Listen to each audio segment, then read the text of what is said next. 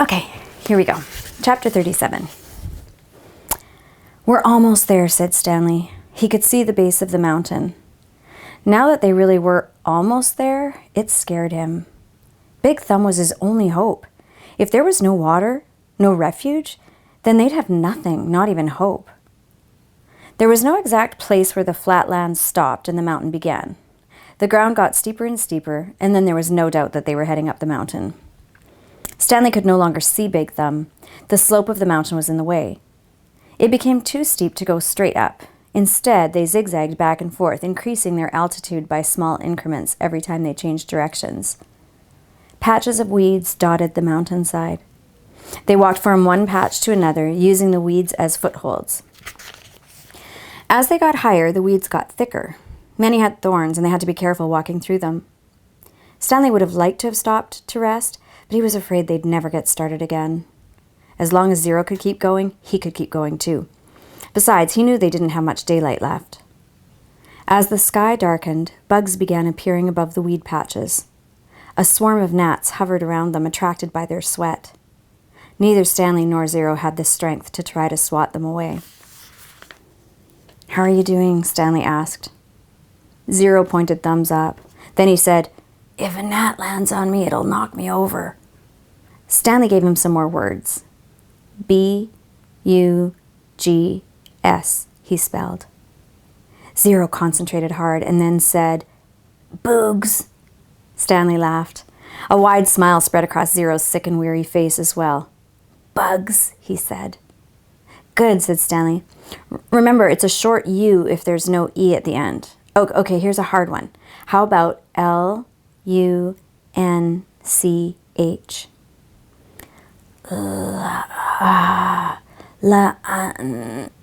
Suddenly, Zero made a horrible wrenching noise as he doubled over and grabbed his stomach. His frail body shook violently and he threw up, emptying his stomach of the sploosh. He leaned on his knees and took several deep breaths. Then he straightened up and continued going. The swarm of gnats stayed behind, preferring the contents of Zero's stomach to the sweat on the boys' faces. Stanley didn't give him any more words, thinking that he needed to save his strength. But about 10 or 15 minutes later, Zero said, "Lunch." As they climbed higher, the patches of weeds grew thicker, and they had to be careful not to get their feet tangled in thorny vines. Stanley suddenly realized something. There hadn't been any weeds on the lake. "Weeds and bugs," he said. "There's got to be water around here somewhere. We must be getting close." A wide clown-like smile spread across Zero's face. He flashed the thumbs-up sign, then fell. He didn't get up. Stanley bent over him. "Come on, Zero," he urged. "We're getting close. Come on, Hector. Weeds and bugs. Weeds and boogs." Stanley shook him. "I've already ordered your hot fudge sundae," he said. "They're making it right now." Zero said nothing. Chapter 38. I just need to check the time. Okay. Stanley took hold of Zero's forearms and pulled him upright. Then he stooped down and let Zero fall over his right shoulder. He stood up, lifting Zero's worn-out body off the ground. When my kids were little, and actually when I was little too, my dad used to pick me up and call me a sack of potatoes, or pick me up like a sack of potatoes. So if the child, or in Stanley and Zero's case, Zero is standing in front of Stanley, or Stanley reaches down, picks up Zero's legs, and then picks him up, so Zero's body is flopped over Stanley's shoulder.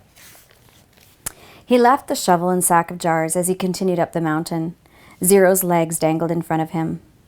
Stanley couldn't see his own feet, which made it difficult to walk through the tangled patches of weeds and vines. He concentrated on one step at a time, carefully raising and setting down each foot. He thought only about each step and not the impossible task that lay before him. Higher and higher he climbed. His strength came from somewhere deep inside himself and also seemed to come from the outside as well. After focusing on Big Thumb for so long, it was as if the rock had absorbed his energy and now acted like a kind of giant magnet pulling him toward it. After a while, he became aware of a foul odor.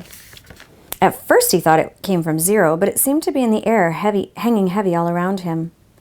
He also noticed that the ground wasn't as steep anymore.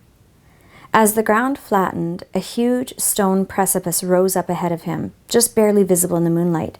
It seemed to grow bigger with each step he took. It no longer resembled a thumb. And he knew he'd never be able to climb it. Around him, the smell became stronger. It was the bitter smell of despair. Even if he could somehow climb Big Thumb, he knew he wouldn't find water. How could there be water on top of a giant rock? The weeds and bugs survived only by the occasional rainstorm, like the one he had seen from camp. Still, he continued toward it. If nothing else, he wanted to at least reach the thumb. He never made it. His feet slipped out from under him. Zero's head knocked against the back of his shoulder as he fell and tumbled into a small muddy gully. As he lay face down in the muddy ditch, he didn't know if he'd ever get up again. He didn't know if he'd even try. Had he come all this way just to... You need water to make mud. He crawled along the gully in the direction that seemed the muddiest. The ground became gloppier. The mud splashed up as he slapped the ground. Using both hands, he dug a hole in the soggy soil. It was too dark to see, but he thought he could feel a tiny pool of water at the bottom of the hole. He stuck his head in the hole and licked the dirt. He dug deeper, and as he did so, more water seemed to fill the hole. He couldn't see it, but he could feel it, first with his fingers and then with his tongue. He dug until he had a hole that was about as deep as his arm was long. There was enough water for him to scoop up with his hands and drop it on Zero's face. Zero's eyes remained closed, but his tongue poked out from between his lips, searching out the droplets. Stanley dragged Zero closer to the hole. He dug, then scooped some more water and let it pour out of his hands into Zero's mouth. As he continued to widen his hole, his hand came across a smooth, round object. It was too smooth and too round to be a rock. He wiped the dirt off of it and realized it was an onion. He bit into it without peeling it. The hot, bitter juice burst into his mouth. He could feel it all the way up to his eyes, and when he swallowed, he felt its warmth move down his throat and into his stomach. He only ate half. He gave the other half to Zero. "Here, eat this!" "What is it?" Zero whispered. "A hot fudge sundae." Chapter 39. Stanley awoke in a meadow, looking up at the giant rock tower. It was layered and streaked with different shades of red, burnt orange, brown, and tan. It must have been over 100 feet tall. Stanley lay a while just looking at it. He didn't have the strength to get up. It felt like the insides of his mouth and throat were coated with sand. And no wonder, when he rolled over, he saw the water hole. It was about 2.5 feet deep and over 3 feet wide. At the bottom lay no more than 2 inches of very brown water. His hands and fingers were sore from digging, especially under his fingernails. He scooped some dirty water into his mouth, then swished it around, trying to filter it with his teeth. Zero moaned. Stanley started to say something to him, but no words came out of his mouth, and he had to try again. "How are you doing?" Ugh, it hurt to talk. "Not good," Zero said quietly. With great effort, he rolled over, raised himself to his knees, and crawled to the water hole. He lowered his head into it and lapped up some water. Then he jerked back, clutched his knees to his chest, and rolled to his side. His body shook violently. Stanley thought about going back down the mountain to look for the shovel so he could make the water hole deeper. Maybe they could get some clean water. They could use the jars as drinking glasses. But he didn't think he had the strength to go down, let alone make it back up again, and he didn't even know where to look. He struggled to his feet. He struggled to his feet. He was in a field of greenish-white flowers that seemed to extend all the way around Big Thumb. He took a deep breath, then walked the last 50 yards to touch the giant precipice. He touched it. "Tag, you're it." Then he walked back to Zero and the water hole. On the way, he picked up one of the flowers. It actually wasn't one big flower, he discovered, but instead each flower was really a cluster of tiny little flowers that formed a round ball. He brought it to his mouth, but had to spit it out. He could see part of the trail he had made the night before when he carried Zero up the mountain. If he was going to head back down and look for the shovel, he realized he would have to do it soon, while the trail was still fresh. But he didn't want to leave Zero. He was afraid Zero might die while he was gone. Zero was still lying doubled over on his side. "I've got to tell you something," he said with a groan. "Don't talk," Stanley said. "Save your strength." "No, listen," Zero insisted. Then he closed his eyes as his face twisted with pain. I'm listening, Stanley whispered. I took your shoes, Zero said. Stanley didn't know what he was talking about. His shoes were on his feet. That's all right, he said. Just rest now. It's all my fault, said Zero. It's nobody's fault, said Stanley. I didn't know, Zero said. That's okay, Stanley said. Just rest. Zero closed his eyes, but then again he said, I didn't know about the shoes. What shoes? From the shelter. It took a moment for Stanley to comprehend. Clyde Livingston's shoes? I'm sorry, said Zero. Stanley stared at him. It was impossible. Zero was delirious. Zero's confession seemed to bring him some relief. The muscles in his face relaxed. As he drifted into sleep, Stanley softly sang him the song that had been in his family for generations. If only, the woodpecker sighs, the bark on the tree was just a little bit softer, while the wolf waits below, hungry and lonely, he cries to the moon, if only, if only. Chapter 40. When Stanley found the onion the night before, he didn't question how it had come to be there. He ate it gratefully, but now as he sat gazing at Big Thumb and the meadow full of flowers, he couldn't help but wonder about it. If there was one wild onion, there could be more. He intertwined his fingers and tried to rub out the pain. Then he bent down and dug up another flower, this time pulling up the entire plant, including the root. Onions! Fresh, hot, sweet onions! Sam called as Mary Lou pulled the cart down Main Street. 8 cents a dozen! It was a beautiful spring morning. The sky was painted pale blue and pink, the same color as the lake and the peach trees along its shore. Mrs. Gladys Tennyson was wearing her nightgown, just her nightgown, and robe, as she came running down the street after Sam. Mrs. Tennyson was normally a very proper woman who never went out in public without dressing up in fine clothes and a hat, so it was quite surprising to the people of Green Lake to see her running past them. Sam! She shouted. Whoa, Mary Lou, said Sam, stopping his mule and cart. Good morning, Mrs. Tennyson, he said. How's little Becca doing? Gladys Tennyson was all smiles. I think she's going to be all right. The fever broke about an hour ago thanks to you. Aw, I'm sure the good Lord and Doc Hawthorne deserve most of the credit. Well, the good Lord, yes, agreed Mrs. Tennyson, but not Doc Hawthorne. That quack wanted to put leeches on her stomach.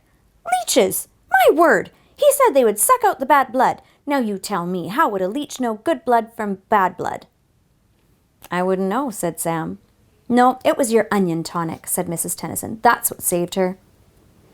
Other townspeople made their way to the cart. Good morning, Gladys, said Hattie Parker. Don't you look lovely this morning? Several people snickered. Good morning, Hattie, Mrs. Tennyson replied. Does your husband know you're out parading about in your bedclothes? Hattie asked. There were more snickers.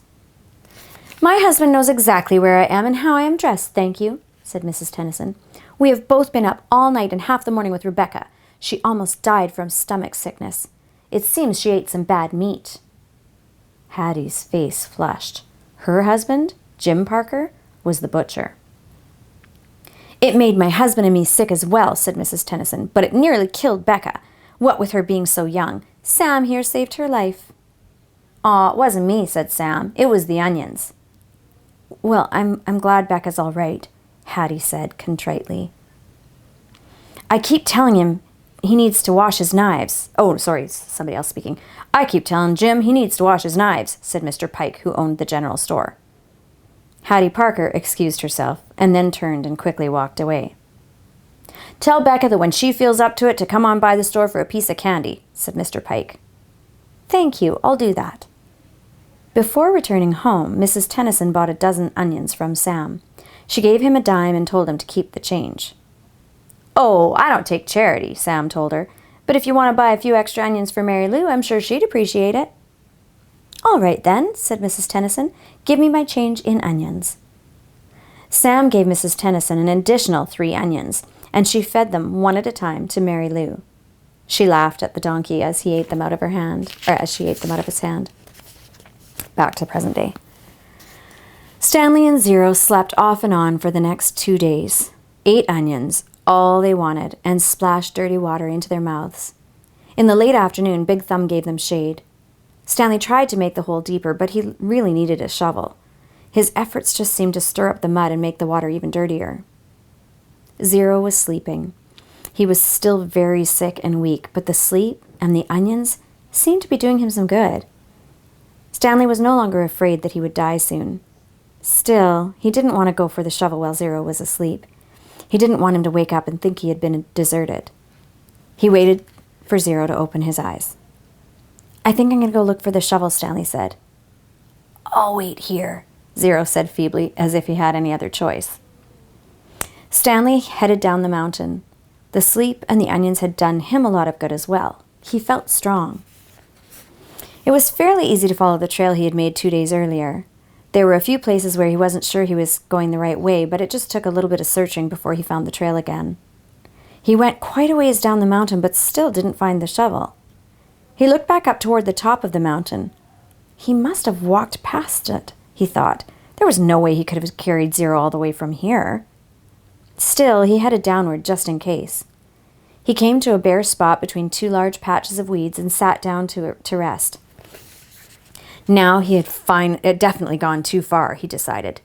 He was tired from walking down the hill. It would have been impossible to have carried Zero up the hill from here, especially after walking all day with no food or water. The shovel must be buried here in some weeds. Before starting back up, he took one last look around in all directions. He saw a large indentation in the weeds a little farther down the mountain. It didn't seem likely that the shovel could be there, but he'd already come this far.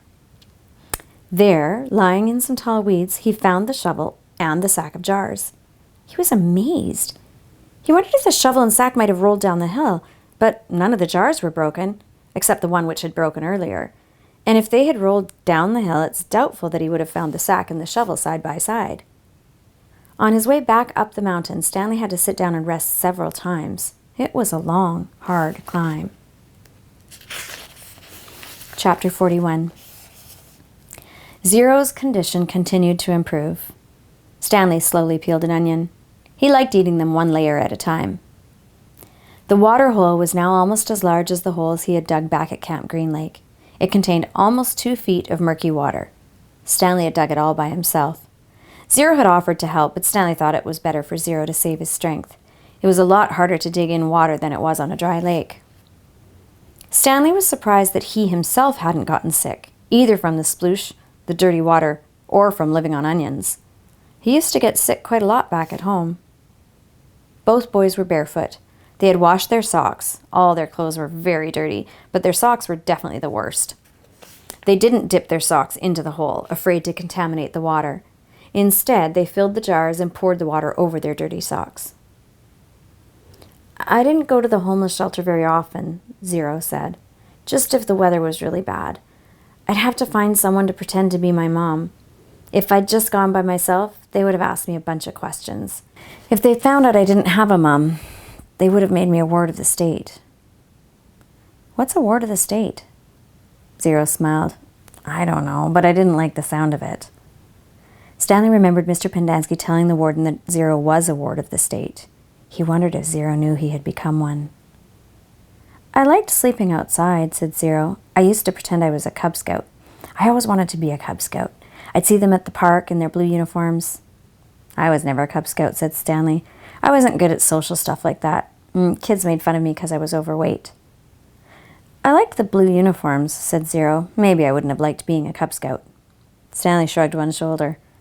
"My mother was once a Girl Scout," said Zero. "I thought you didn't have a mother." "Everybody has to have a mother." "Well, yeah, I know that." "She said she once won a prize for selling the most Girl Scout cookies," said Zero. "She was real proud of that." Stanley peeled off another layer of his onion. "We always took what we needed," Zero said. "When I was little, I didn't even know it was stealing. I don't remember when I found out. But we just took what we needed, never more. So when I saw the shoes on display in the shelter, I just reached in the glass case and took them." "Clyde Livingston's shoes?" asked Stanley. "I didn't know they were his.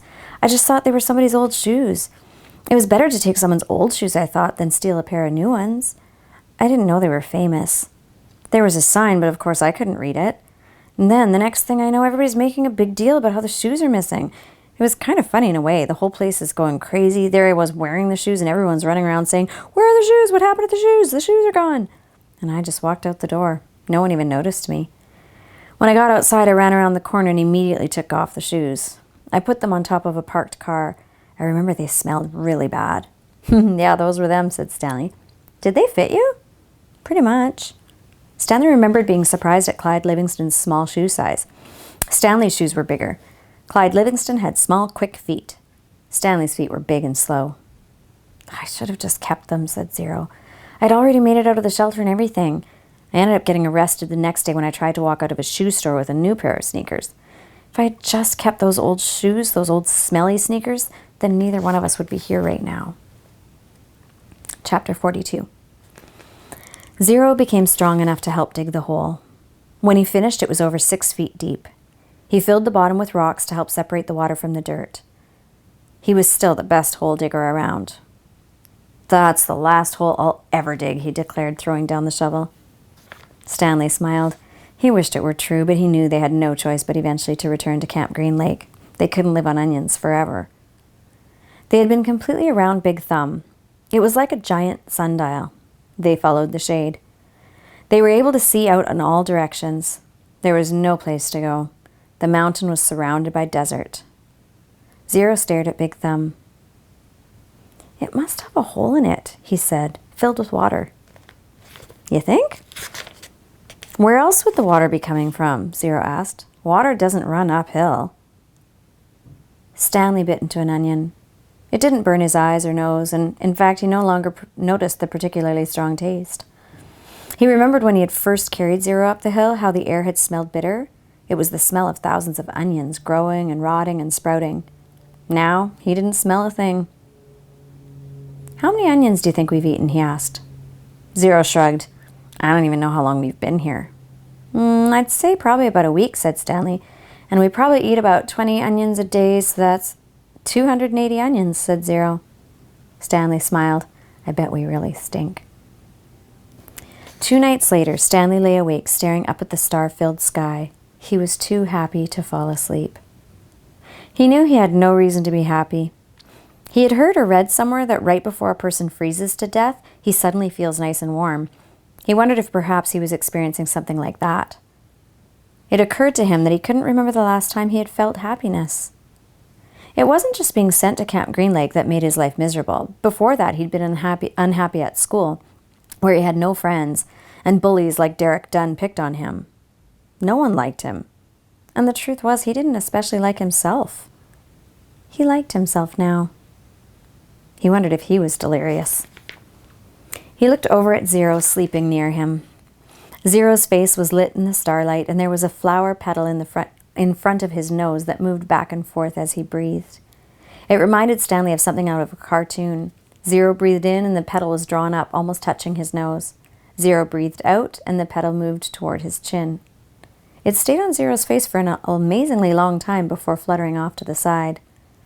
Stanley considered placing it back in front of Zero's nose, but it wouldn't be the same. It seemed like Zero had lived at Camp Green Lake forever, but as Stanley thought about it now, he realized that Zero must have gotten there no more than a month or 2 before him. Zero was actually arrested a day later, but Stanley's trial kept getting delayed because of baseball. He remembered what Zero had said a few days before. If Zero had just kept those shoes, then neither one of them would be here right now. As Stanley stared at the glittering night sky, he thought there was no place he'd rather be. He was glad Zero had put the shoes on the parked car. He was glad they fell off from the overpass and hit him on the head. When the shoes first fell from the sky, he remembered thinking that destiny had struck him, and now he thought so again. It was more than a coincidence. It had to be destiny. Maybe they wouldn't have to return to Camp Green Lake at all, he thought. Maybe they could make it past the camp, then follow the dirt road back to civilization. They could fill their sack with onions and the 3 jars with water, and he had his canteen as well. They could refill their jars and canteen at the camp, and maybe sneak into the kitchen and get some food. He doubted any counselors were still on guard. Everyone had to think they were dead. Buzzard food. It would mean living the rest of his life as a fugitive. The police would always be after him. At least he could call his parents and tell them he was still alive, but he couldn't go visit them in case the police were watching his apartment. Although if everyone thought he was dead, they wouldn't bother to watch the apartment. He would have to somehow get a new identity. Ugh, now I really am thinking crazy, he thought. He wondered if a crazy person wonders if he's crazy. But even as he thought this, an even crazier idea kept popping up into his head. He knew it was too crazy to even consider. Still, if he was going to be a fugitive for the rest of his life, it would help to have some money. Perhaps a treasure chest full of money. You're crazy, he told himself. Besides, just because he found a lipstick container with KB on it, that didn't mean there was treasure buried there. It was crazy. It was all part of this crazy feeling of happiness. Or maybe it was destiny. He reached over and shook Zero's arm. "Hey, Zero," he whispered. "Huh?" Zero muttered. "Zero, wake up!" "What?" Zero raised up his head. What is it?" "Do you want to dig one more hole?" Stanley asked.